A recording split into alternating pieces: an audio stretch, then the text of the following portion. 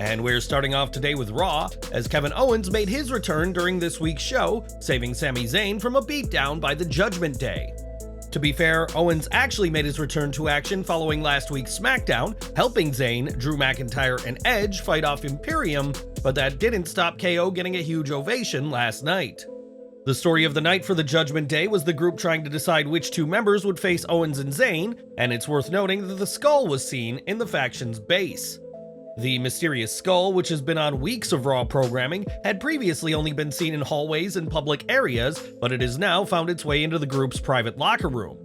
Perhaps this is a tease that whatever is planned with the skull has been orchestrated by the Judgment Day, or perhaps the factions are the ones being watched by whoever is using the skull. Ultimately, Rhea Ripley would put her foot down, stating that Finn Balor and Damian Priest would team on the show to try and ease the tensions that have been building again between the two. When JD McDonough got involved though, Owens got himself DQ'd by using Priest's briefcase, and when Cody Rhodes entered the mix, a 6-man tag was set up, one that the Faces won. While the Faces emerged victorious, we have to give props to Ripley for once again showing her strength, slamming Owens with ease on the outside of the ring.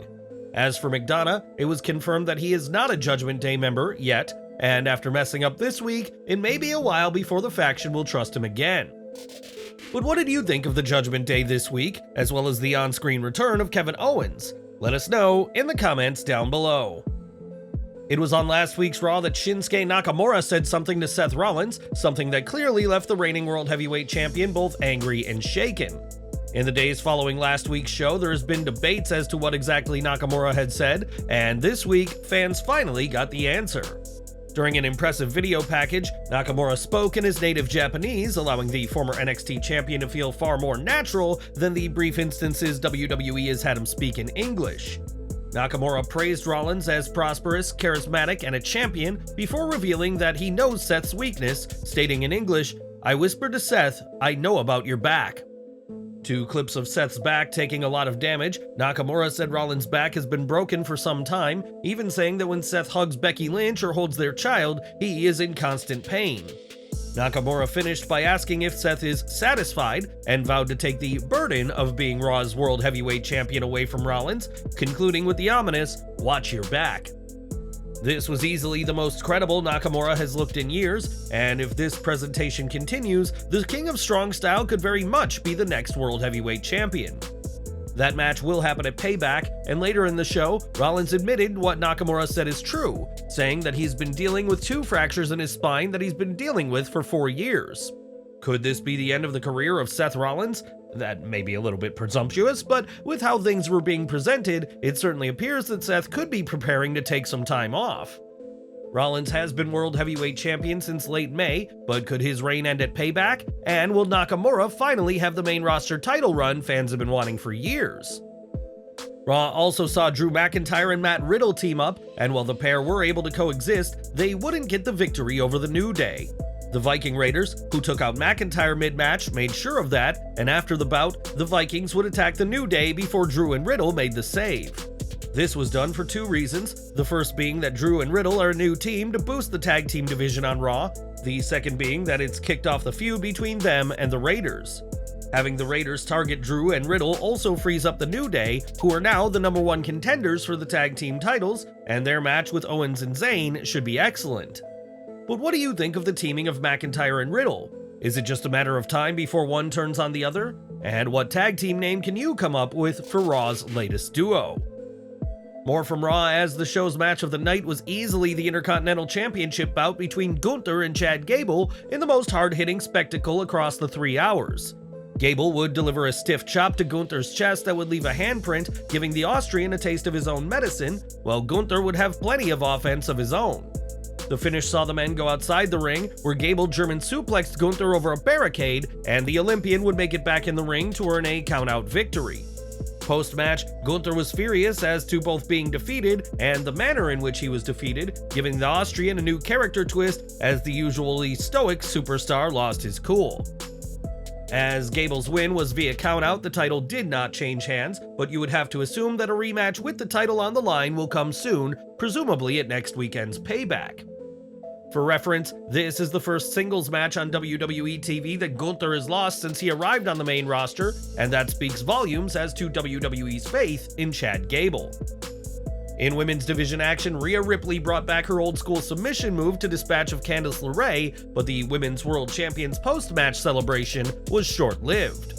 After the bell, Raquel Rodriguez emerged on the stage using a crutch, but when Ripley approached, Raquel revealed that her knee is fully healed. Ambushing Ripley, Raquel confirmed that she is back to challenge the WWE Women's World Champion and that their title match will happen next weekend at Payback. With the return of Rodriguez, fans online didn't waste long to speculate that Liv Morgan could be back soon as well, and speculated that she may have a new attitude to go with her comeback. In a recent tweet, Morgan revealed that she had cut her hair and was now sporting a new look, which may be a part of a new character for the former SmackDown Women's Champion. Whatever WWE has planned, Rodriguez will get her shot at Ripley, which was initially set to happen at SummerSlam, and she hopes to finally be the one to take the title from the mommy of the Judgment Day. Shayna Baszler wasn't in action during this week's Raw, but she had quite the presentation in a promo that had some interesting effects. As she spoke of the other women in WWE being toy soldiers parading as opposition, footage of Baszler decimating her opponents was shown, and the video showed the literal bones being broken. This sort of promo wouldn't have looked out of place in a Mortal Kombat game, which makes sense given that the Queen of Spades is a huge gamer. Baszler added that she's now in a vendetta mood and made it clear that she's not here to be anybody's hero and that the only hope of talent is to survive. Baszler is coming off arguably the biggest victory of her career, but WWE has yet to move her into another feud, but hopefully it won't be long before we see what's next for the Queen of Spades. Akira Tozawa was in action during this week's Raw, and typically that wouldn't be noteworthy in and of itself.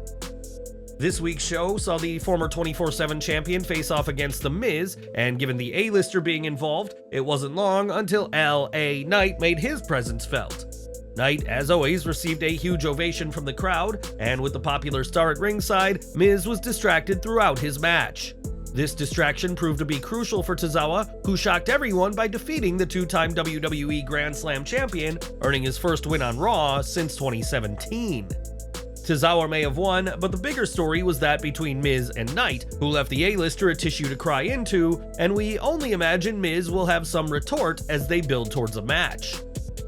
Piper Niven and Chelsea Green made their in-ring debut as a tag team this week, as the newly crowned champions secured an impressive victory over the team of Katana Chance and Kaden Carter. This also marked Niven's first match on WWE TV since April, but in a backstage segment, it was clear that the team are by no means on the same page. As they were walking backstage, Green stopped to gloat to Raquel Rodriguez and Indy Hartwell, and made it clear that "we're taking over Monday Night Raw." Green's "we" was a bit presumptuous, as when she turned around, she quickly noticed that Niven had left her high and dry, as the new champions aren't gelling despite Green's best efforts. And we're ending with more from Raw, as Trish Stratus was back in her native Canada, but wasn't exactly thrilled to see her fellow Canadians in the crowd. Appearing in Quebec City alongside her ally Zoe Stark, Stratus received a warm welcome and even got a "thank you Trish" chant, which you would think would have softened the legend.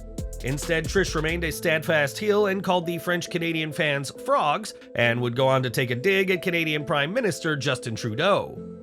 It was also confirmed that the Stratus vs. Becky Lynch cage match will take place at Payback, something WWE accidentally leaked last week. And what did you make of this week's Raw? Sound off in the comments.